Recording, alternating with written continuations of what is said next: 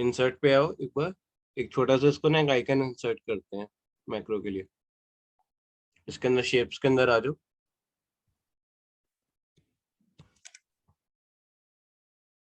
Illustrations के अंदर आता है शेप्स। पुराना वर्जन हो तो डायरेक्ट शेप्स लिखा होगा। कोई भी चूज कर लो जो नीचे से आपको चाहिए, नीचे कहीं पे भी ड्रॉ कर दो ये बटन। आप इसको टेक्स्ट दे दो, कुछ भी आप लिख दो, मैक्रो 1 लिख दो या जो भी आप लिखना चाहो। अब इस पे राइट क्लिक करो। अब असाइन मैक्रो, मैक्रो 1 चूज कर लो। ओके।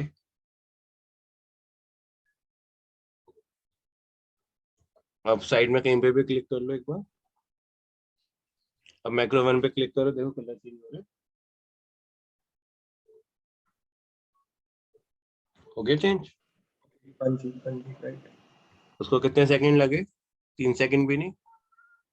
हाँ जी, फ्रैक्शन ऑफ क्योंकि आपने तो सेकंड। साइड में कितनी बार क्लिक किया था, इसने वो सारे स्टेप्स भी किए हैं आपको। ओके। और अब लेकिन अब आप कंट्रोल जी करके दोबारा ग्रीन कलर नहीं ला सकते, क्योंकि मैक्रो ने एक बार काम कर दिया, वो अंडू नहीं हो सकता। हाँ जी, मैक्रो अगर रन कर दिया तो राइट।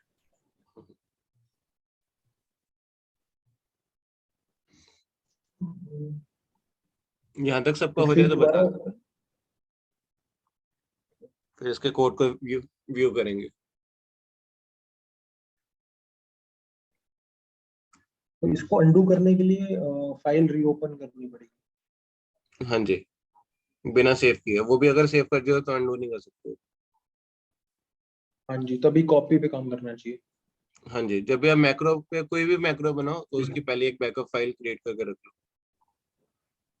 ओके। मैक्रो जब भी आप काम करते हो उससे पहले उस फाइल का हम एक बैकअप बना लेते हैं, ताकि क्योंकि उसके अंदर हम कंट्रोल जी नहीं कर सकते, पुराना कुछ व्यू करना हो तो एक, ताकि आपके पास एक फाइल पड़ी रहे, पुराना कुछ चेक करना चाहो तो। या कहीं पे आपने उसने कुछ टाइप कर दिया, कोई कैलकुलेशन कर दी, वो अनडू नहीं हो पाएगी। आगे टेक्स्ट कैसे लिखेंगे बनाने के बाद? कीबोर्ड से ऑब्वियसली। अरे उस पर क्लिक कर रहा हूँ, वही नहीं रहा है। ये बोला क्लिक नहीं हो रहा, ये पूछ क्लिक कैसे करेंगे? क्वेश्चन ही गलत है तेरा। उसमें राइट क्लिक, एडिट टेक्स्ट, और जब फर्स्ट टाइम आइकन क्रिएट करें तो डायरेक्ट भी टाइप कर सकते। इसमें आ रहा है मूव वेयर कॉपी। वो इसलिए आ रहा है क्योंकि तूने उसको हिला दिया है। ऐसे आ रहा है ना, move here, copy here, cancel. हाँ, बीच में क्लिक कर रहा हूँ तो भी नहीं हुआ। बीच में क्लिक नहीं करके, तू जब माउस पे क्लिक कर रहा है ना, तेरा हाथ हिल रहा है।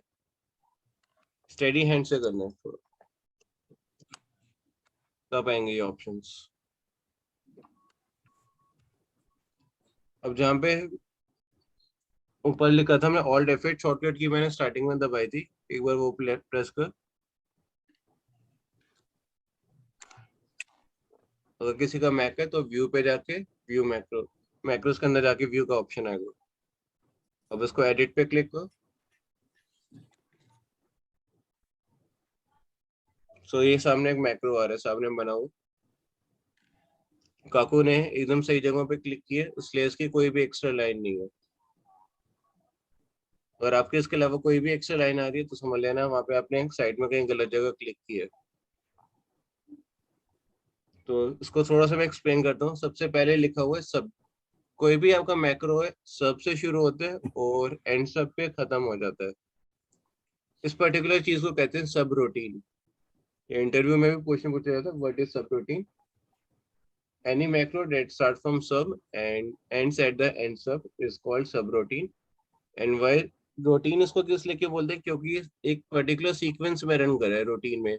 ये नहीं कि फर्स्ट लाइन पहले रन कर दी फिर सीधा बीच की लाइन रन कर रहा हूँ फिर दोबारा ऊपर आ गया, वो नहीं कर रहा, एक रूटीन में चल रहा है स्टेप बाय स्टेप। इसलिए इसको सब रूटीन कहते हैं। सब से शुरू हो रहा है और एक पर्टिकुलर रूटीन के अंदर चल रहा है, line by line. So again वापस मैं एक बार कोड पे आ रहा हूँ। इस कोड को अंडरस्टैंड करते हैं कि इसने क्या क्या किया।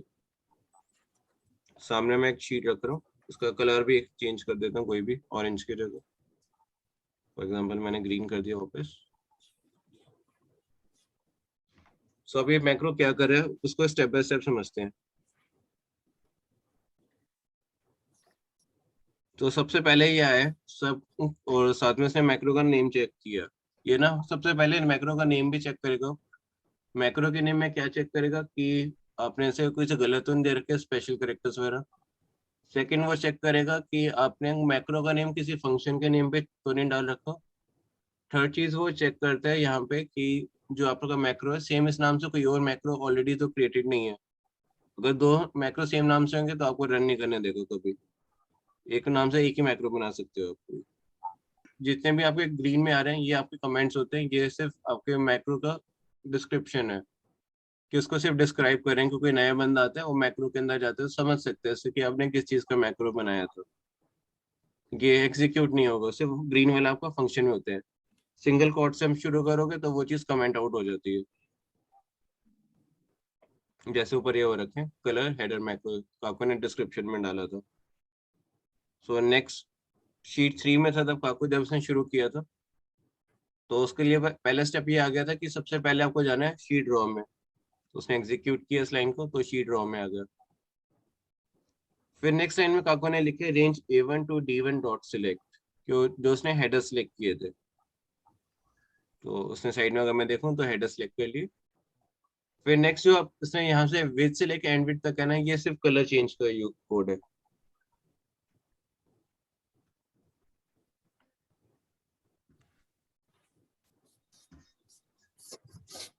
इवन जब हम मैनुअल स्क्रिप्टिंग भी सीखेंगे ना, कलर को हमेशा उसी के अंदर रखेंगे रिकॉर्डिंग के थ्रू।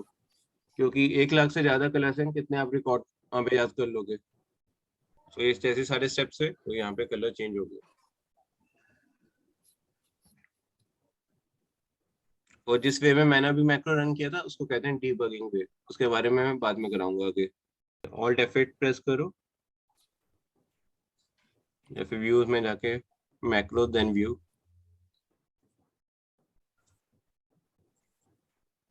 धीरे धीरे शॉर्टकट की प्रैक्टिस कर लो ऑल्ट F8 की। इसके अंदर आपने किस में रिकॉर्ड किया है, मैक्रो 1 में या 2 में? 1 में किया था। Okay edit.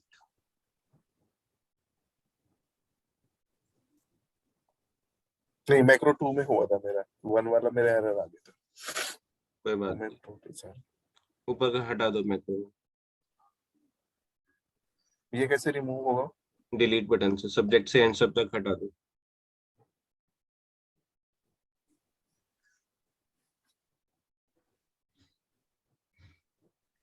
ठीक।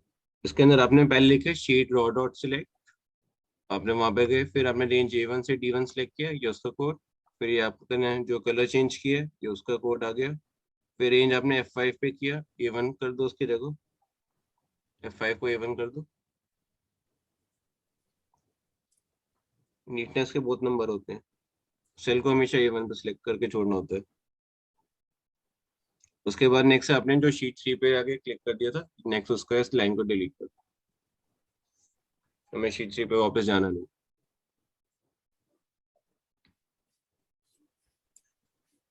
अगर आपको कोई भी रेंज अब आपको एडिट करनी है आप इजिली कर सकते हो। A1 से D1 की जगह कल को आपको सेकंड रो तक करना है तो रेंज A1 से D2 की लिख दोगे।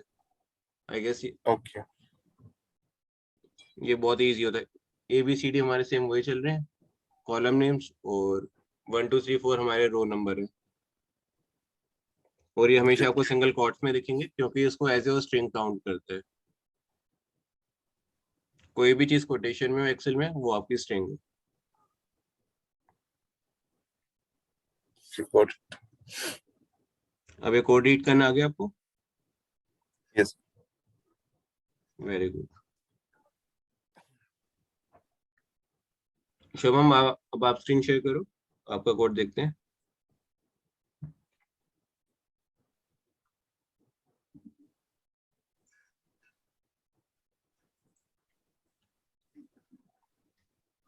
Alt F8। नहीं हो रहा सर उससे। कोई बात नहीं, फिर आप ऑल्ट और साथ में FN की दबा के F8 दबा दो। ओके। हाँ जी। उसके बाद एडिट। तो अब आपका रीड करते हैं। आपने शीट ड्रॉ को सिलेक्ट किया, फिर A1 to D1, इसको पहले आपने उसको ग्रीन में कन्वर्ट कर दिया था, तो आपको उसने ग्रीन वाला पहले रिकॉर्ड किया। विथ से लेके एंड विथ तक पहले वाला हटा दो।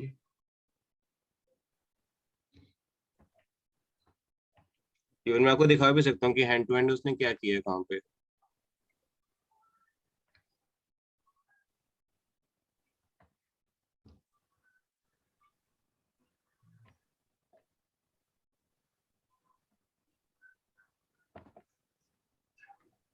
तो मैं आपको साथ के साथ लाके भी दिखाता हूँ क्या कर रहा है वो। रॉ पे गया, A1 से D1 सेलेक्ट कर लिया। ये देखो यहाँ पे कलर हो गया चेंज, ग्रीन। 2-3 नंबर तो ऐसे में मेरे को याद ही हो गया, उससे पता चल जाता है ग्रीन का था। ये आपने दोबारा से सेम वही चीज दोबारा कर दी थी, इसलिए सेम नंबर आ रहे हैं। इन दोनों को मैं हटा देता हूँ।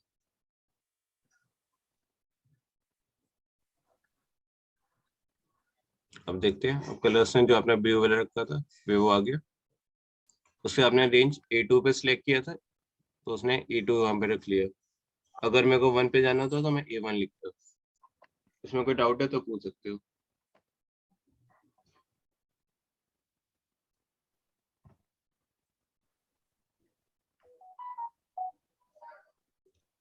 कावेरी आपका हो गया?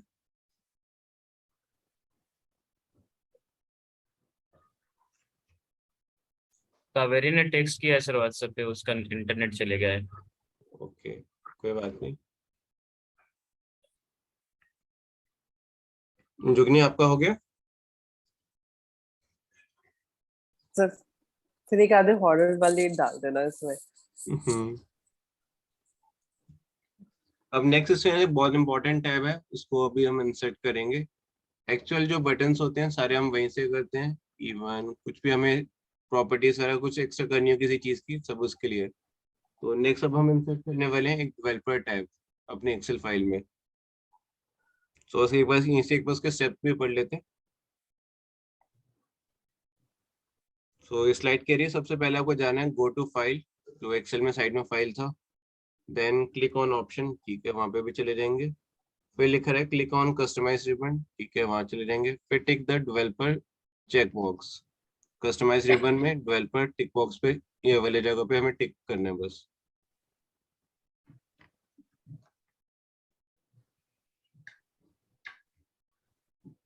वापस आते हैं। मेरा तो ऑलरेडी इंसर्टेड है, तो इसलिए हमको यहाँ पे दिखा रहे। फाइल पे जाना है, देन ऑप्शंस पे जाना है। ऑप्शंस के बाद हमें उसमें इसने लिखा था कस्टमाइज रिबन पे जाना है, और यहाँ पे टिक करना है। टिक करोगे तो ये टैब आ जाएगा, टिक हटा दोगे तो चला जाएगा। जो आपके एक्चुअल बटन्स वगैरह जितने भी होते हैं सब यहीं से ही आते हैं।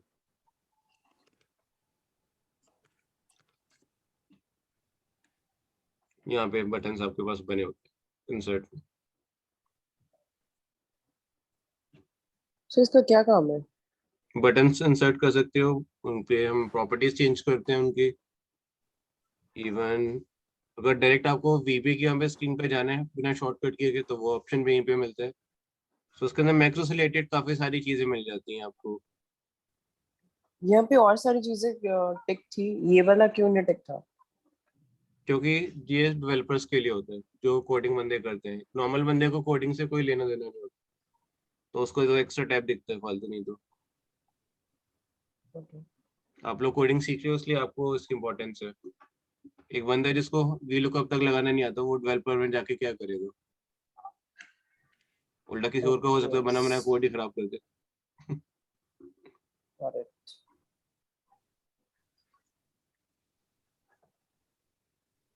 और आपके जितने भी मैक्रो सेव होते हैं मॉड्यूल्स के अंदर सेव होते हैं, जिस को बोले यहाँ पे नीचे बना देंगे मॉड्यूल्स। स्क्रीन अब पे हमने जाता है। जो चीजें चेंजेस करी वो शो करेगा, कमांड दिखाएगा? कौन सी? जैसे हमने ये हम रिबन पे जाके क्लिक किया, देन डेवलपर पे जाके क्लिक किया। नहीं,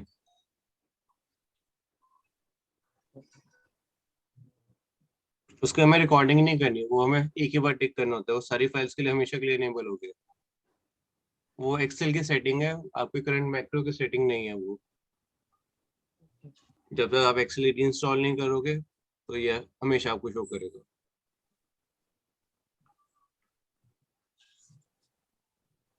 सो वही वाला मैक्रो था, उसको मैं एक बटन असाइन करके देखते हैं। तो उसके अंदर ना दो बटन होते हैं, एक आते हैं कमांड बटन, ये वाले आपको चूज नहीं करने नॉर्मली। कमांड बटन में प्रॉब्लम ये होती है, जो आपने वहां पे कोड किया ना, वो सारा कोड इस बटन के अंदर हमें डालना पड़ता है। तो आप जब भी चूज करोगे इंसर्ट में जाओगे और ये ऊपर वाले बटन चूज करोगे। जैसे आप यहाँ पे ऊपर वाला बटन चूज करोगे तो आपको ये ऑप्शन देगा कौन सा मैक्रो असाइन करना है, और उसके बाद ओके। इसको अगर आपको रीनेम करना हो तो या तो साथ के साथ कर लो। फॉर एग्जाम्पल मैंने साइड में क्लिक कर देता हूँ और मैं रीनेम करना भूल जाता हूँ, ये काम करता हूँ, दोबारा से इंसर्ट कर देता हूँ। मैंने ये मान लो, चलो मैंने असाइन भी नहीं किया कुछ, अब मेरे को उसको रीनेम भी करना है और असाइन भी करना है। तो सबसे पहले मैं क्या काम करूंगा, सबसे पहले इस पे मैं राइट क्लिक कर दूंगा। राइट क्लिक करने के बाद अगर ये डिजाइन मोड पे नहीं है डेवलपर पे, तो मैं इस पे पहले क्लिक करूंगा डिजाइन मोड पे। जब तक ये डिजाइन मोड पे है तब तक मैक्रो को एग्जीक्यूट नहीं कर सकता। उसके बाद सिर्फ आप इस बटन की प्रॉपर्टीज या इस पे कोई टेक्स्ट है या कोई चीज असाइन और करनी है तो वो आप कर सकते हो। ये ऑप्शन भी सिर्फ आपको डेवलपर में मिलेगा। राइट क्लिक करने के बाद जाना है डिजाइन मोड। ये साथ के साथ कर लो ताकि आगे पीछे ना हो। इंसर्ट करना है पहले ये वाला बटन, और मान लो आपने कोई भी मैक्रो उसमें असाइन नहीं किया, साइड पे क्लिक कर देना। उसके बाद मैंने यहाँ पे इस बटन पे राइट क्लिक किया और यहाँ पे जाके डिजाइन मोड पे क्लिक कर दिया। अब मैं इसको रीनेम कर सकता हूँ अपनी मर्जी से। फॉर एग्जांपल मैंने लिख दिया कलर।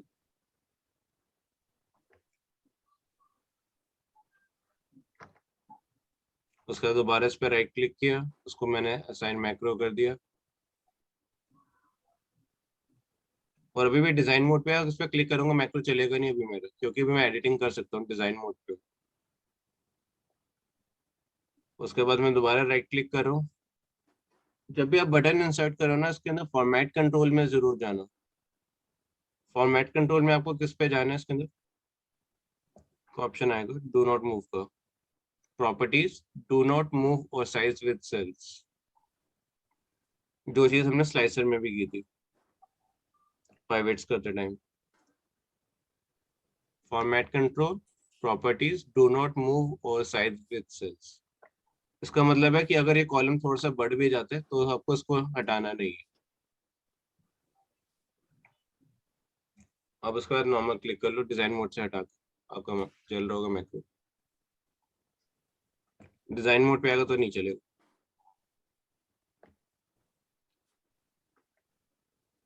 अब क्लिक करूंगा तो नहीं चलेगा। डिजाइन मोड से हटाया, अब उस पर क्लिक कर सकता हूँ।